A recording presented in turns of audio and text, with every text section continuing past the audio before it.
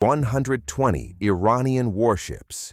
That is how many the United States Navy destroyed or disabled since February 28th. 2 carrier strike groups, 8 Aegis destroyers, 850 Tomahawk cruise missiles, 3,000 targets hit across 5 weeks of sustained combat operations, the most concentrated naval firepower deployed since the Second World War. And the result? The ceasefire is holding. The mines are being cleared. The shipping lanes are opening. By every military metric that matters, the Navy won at Hormuz. Now look 4,400 nautical miles east. There is a waterway that is 1.7 nautical miles wide at its narrowest point. 40% of global trade by volume passes through it every year. 80% of China's imported oil, 90% of Japan's, 150 container ships per day, moving nose to tail through a corridor barely wider than a country road. The Strait of Malacca. The Navy that just won at Hormuz has 3 carrier strike groups committed to the Persian Gulf theater. 0 are positioned to defend Malacca.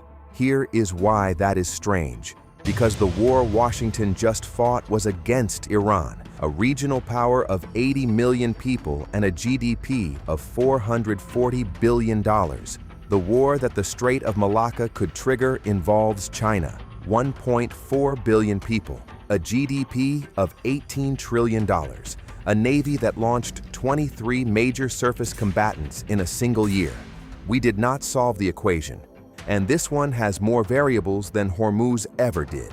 Drop Malacca in the comments if you already saw this coming. To understand why the Hormuz victory does not close the equation, we need to understand what the equation actually measures. The mission at Hormuz was specific. Restore freedom of navigation through a 6 nautical mile shipping corridor. Neutralize Iran's capacity to threaten that corridor with mines, swarm boats, and anti-ship missiles. The Navy executed that mission precisely, completely. But freedom of navigation through Hormuz does not by itself secure the global energy supply. It secures one leg of it. Run the numbers. Hormuz carries 21 million barrels of crude oil per day. That is 21% of global consumption.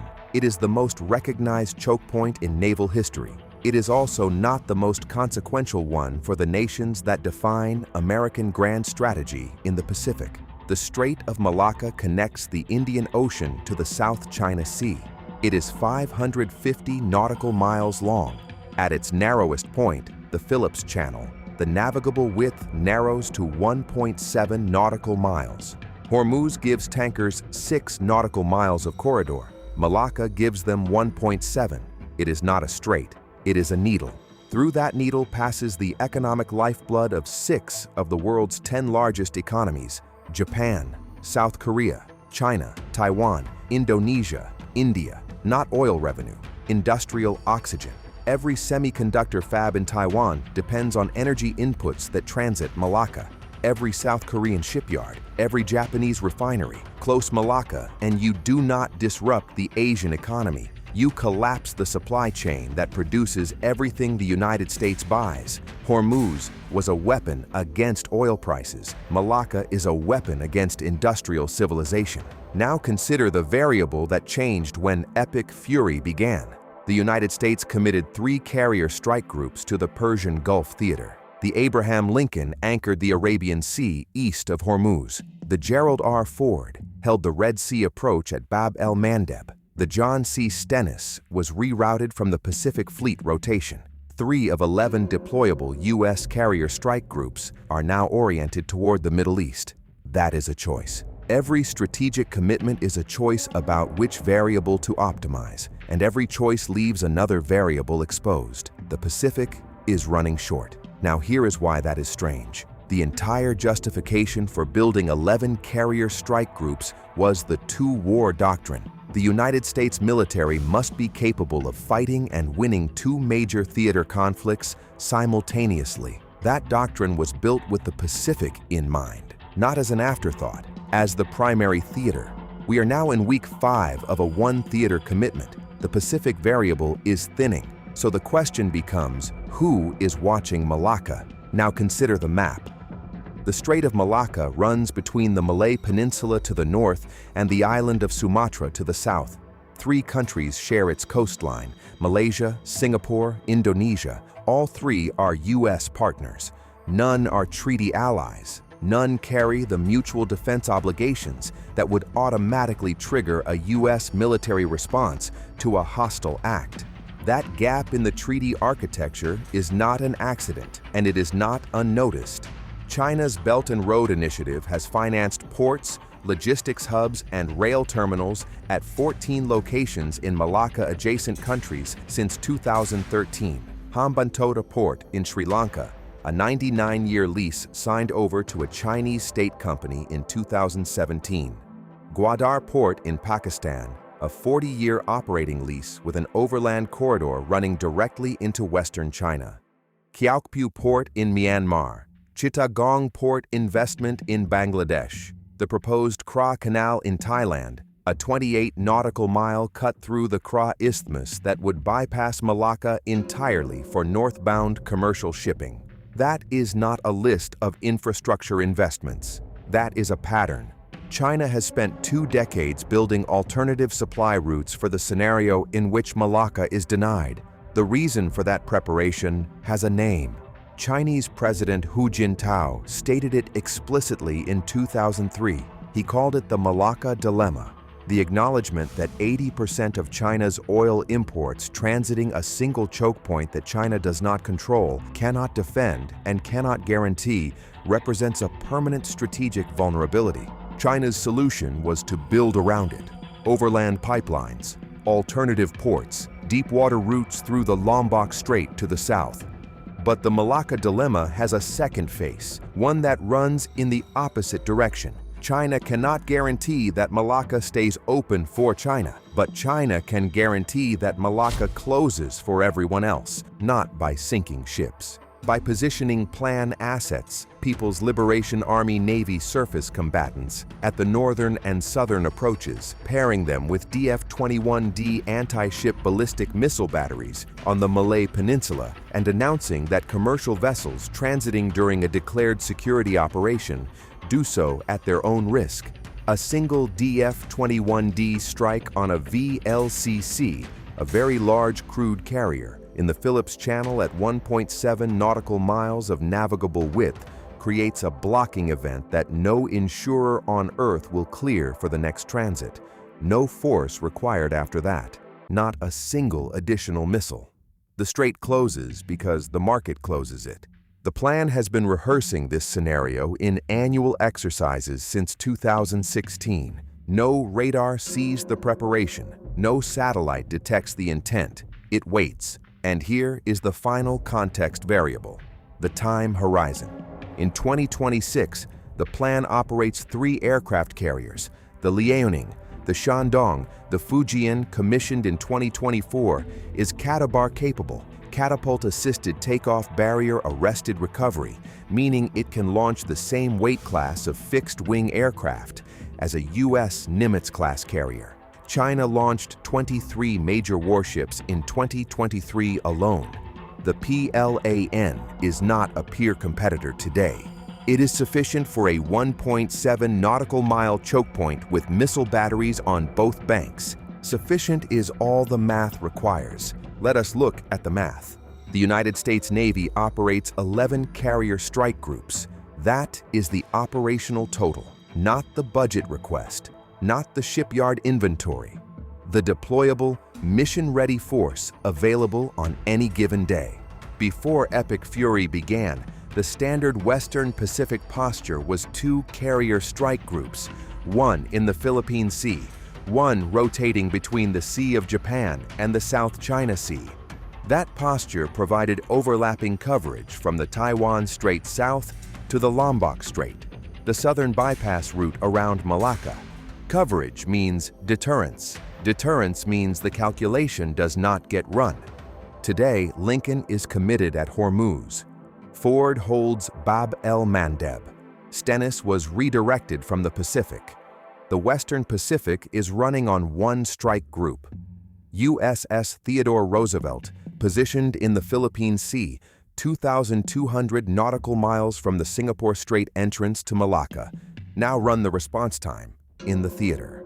At 30 knots, sustained sprint speed, Theodore Roosevelt reaches the Malacca southern entrance in approximately 72 hours. Chinese military planners have published open-source estimates of the time required to establish a maritime denial zone at Malacca at between 48 and 96 hours. The response window and the denial window are the same number. That is not a coincidence. That is targeting. The cost arithmetic makes the equation worse. Sustaining 3 carrier strike groups in the Persian Gulf theater runs approximately $400 million per month in operational costs. That is before ordnance replacement. The Navy fired 850 Tomahawk cruise missiles during Epic Fury.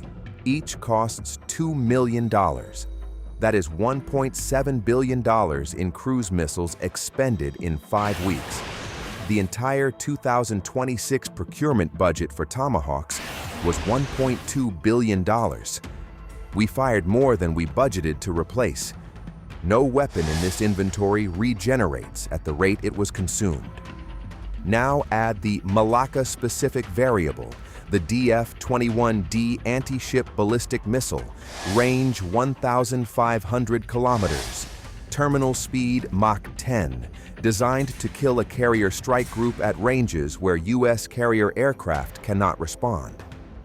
The SM-6 Interceptor, the current U.S. Navy answer to maneuvering ballistic missiles, costs $5.3 million per round.